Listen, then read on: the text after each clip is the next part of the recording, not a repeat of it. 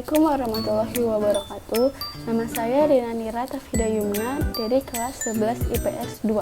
Jadi saya akan menjelaskan tentang penerapan PSBB dalam memutus rantai penyebaran COVID-19 demi terwujudnya persatuan dan kesatuan bangsa. Pertama-tama, saya akan memberitahu apa itu PSBB. Pembatasan sosial berskala besar atau yang biasa disebut PSBB merupakan keputusan pemerintah dalam langkah dan upaya pencegahan penyebaran virus corona atau COVID-19 yang sudah masuk ke Indonesia, di mana sebelum diputuskan sempat muncul wacana lockdown, semi-lockdown, dan karantina wilayah. Presiden Joko Widodo telah menekan peraturan pemerintah nomor 21 tahun 2020 tentang PSBB dalam rangka percepatan penanganan coronavirus pada 31 Maret 2020 lalu. Sementara itu, Menteri Kesehatan Terawan Agus juga turut menerbitkan Peraturan Menteri Kesehatan Nomor 9 Tahun 2020 yang mengatur sekaligus merincikan PP Nomor 21 Tahun 2020. PMK tersebut telah diterapkan oleh Menkes pada Jumat 3 April 2020. Untuk penerapan dari PSBB itu sendiri di Kota Jakarta, rencananya akan dimulai efektif pada hari Jumat 10 April 2020. Dengan diterapkannya PSBB khususnya di Ibu Kota Jakarta, diharapkan hal ini dapat mencegah sekaligus memperlambat penyebaran virus corona di seluruh wilayah di Indonesia. Berbedanya dengan himbauan social distancing, PSBB dapat dikatakan penerapan peraturan yang jauh lebih ketat untuk masyarakatnya. Beberapa hal yang dibatasi selama PSBB ini berlangsung, diantaranya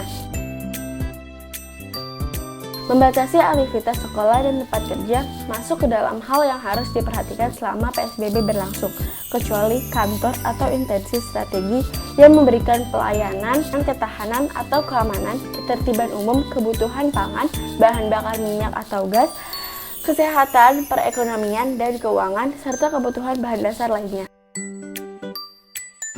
Masyarakat juga dihimbau untuk sementara waktu tidak melakukan aktivitas di luar rumah yang berkemungkinan untuk berkontak dengan sekumpulan orang dalam jumlah banyak.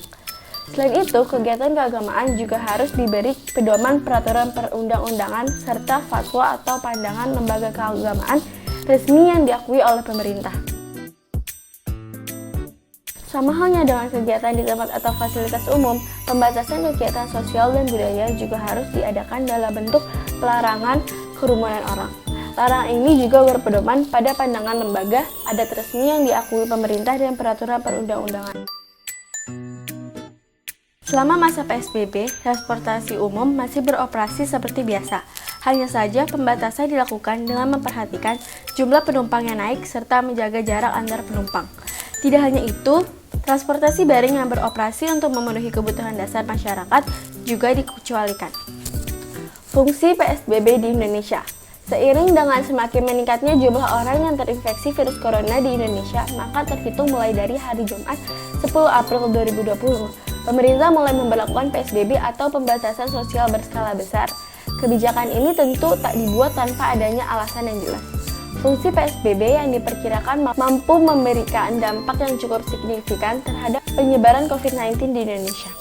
Dengan adanya PSBB diharapkan hal ini dapat melindungi orang-orang dari penularan COVID-19 hingga kasus terakhir. Namun tentu saja tidak ada kebijakan yang berhasil tanpa adanya kerjasama masyarakat itu sendiri. Dengan demikian, pemerintah menghimbau masyarakat untuk turut berkontribusi dan menaati pemerintah agar penyebaran COVID-19 bisa berhenti. Cukup dengan di rumah saja sambil melakukan kegiatan bekerja, belajar, beribadah di rumah masing-masing. Jika kita tidak menaati peraturan pemerintah, kita dapat dikenakan pidana penjara paling lama 1 tahun atau dikenakan denda maksimal 100 juta. Jadi marilah kita bersama-sama menaati peraturan pemerintah agar pandemi ini cepat berakhir. Jangan lupa untuk selalu memakai masker jika ingin keluar rumah dan jangan lupa untuk selalu menggunakan hand sanitizer atau mencuci tangan. Sekian yang dapat saya sampaikan. Mohon maaf bila ada salah kata. Wassalamualaikum warahmatullahi wabarakatuh.